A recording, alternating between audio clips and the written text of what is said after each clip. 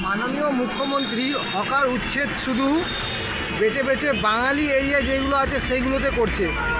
এই আমি চলে এসেছি বড় বাজারে। জায়গাটার নাম কি? কালাকাল স্ট্রিট। কালাকাল স্ট্রিট বড় বাজারে আমি চলে এসেছি। দেখতেই পাচ্ছ অবস্থাটা দেখো। মিটার বক্স কি হারে জায়গাটা দখল করা হয়েছে। এখানে একটাও বাংলায় হোর্ডিংস নেই, বাংলায় লেখা নেই কোনো কিছু। দেখো গাড়ি যাওয়ার রাস্তা পর্যন্ত নেই। অবস্থাটা দেখো। আর উচ্ছেদের নামে শুধু গড়িয়াহাট, যাদবপুর, বাঘাযতীন, বর্ধমান, বীরভূম, বোলপুর, মুর্শিদাবাদ, বহরমপুর, যেখানে বাঙালি 95 থেকে 99% হকার আছে, সেখানে উচ্ছেদ হচ্ছে। কিন্তু এই বড়বাজার অঞ্চলে, এই কালাকাল স্ট্রিট বড়বাজার অঞ্চলে কোনো উচ্ছেদ নেই, কিছু নেই। দেখতেই পাচ্ছ তোমরা, পুরো ভিডিওটা তোমরা দেখো। কোনো উচ্ছেদ নেই, কিছু নেই। মাননীয় মুখ্যমন্ত্রী যে বহিরাগতদের কথা বলেছিল, সে বহিরাগতরা মাননীয় মুখ্যমন্ত্রীকে বুড়ো আঙুল দেখাচ্ছে যে দেখো তুমি কিছু করতে পারবে না।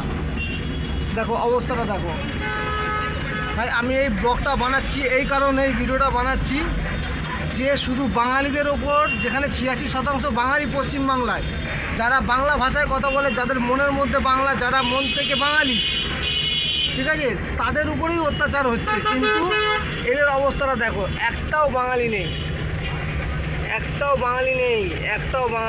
আমি 100% বলছি, এখানে 100%-এর মধ্যে 99% বহিরাগত, ইউপি, বিহার, ঝাড়খণ্ড, রাজস্থান থেকে আসা।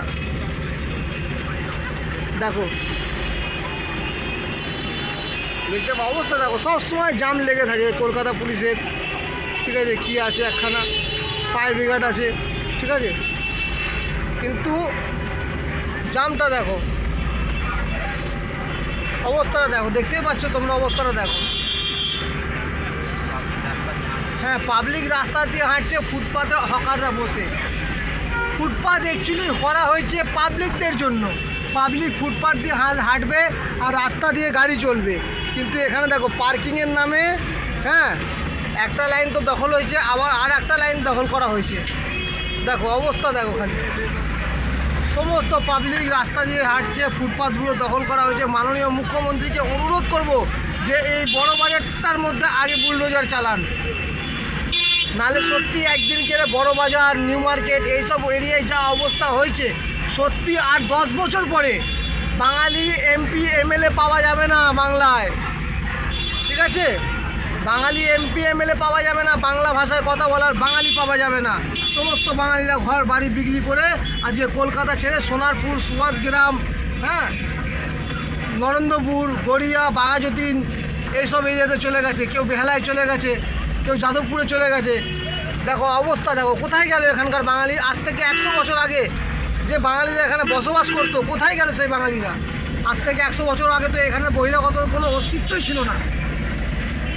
আর যদি 20 বছর যায়, যদি সামলাতে না পারে, তাহলে কী অবস্থা হবে আপনারা বুঝতে পারছেন। ফুটপাত মুক্ত চাই। অবস্থা দেখো, পুরো জাম লেগে থাকে, সবসময় এখানে জাম লেগে থাকে। দেখতেই পাচ্ছ, সবসময় জাম লেগে থাকে। এই ব্যাগের দোকান একটাও বাঙালির নেই ভাই।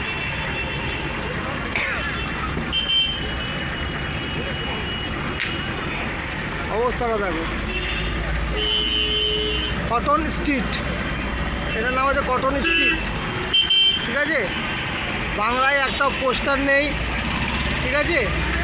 একটাও বাংলায় পোস্টার পাবে না, সব হিন্দি আর ইংলিশ। মনে হয় আমরা বাংলায় না, কোনো অন্য রাজ্যে থাকছি। অবস্থা দেখো, দেখতে পাচ্ছ। এই গুরুদুয়ারার সামনে আমরা চলে এসেছি। এমজি রোডে উঠবো, সামনে গুরুদুয়ারা আছে। তো দয়া করে মাননীয় মুখ্যমন্ত্রী এই জায়গাটা পরিষ্কার করো, ক্লিয়ার করো। জয় বাংলা।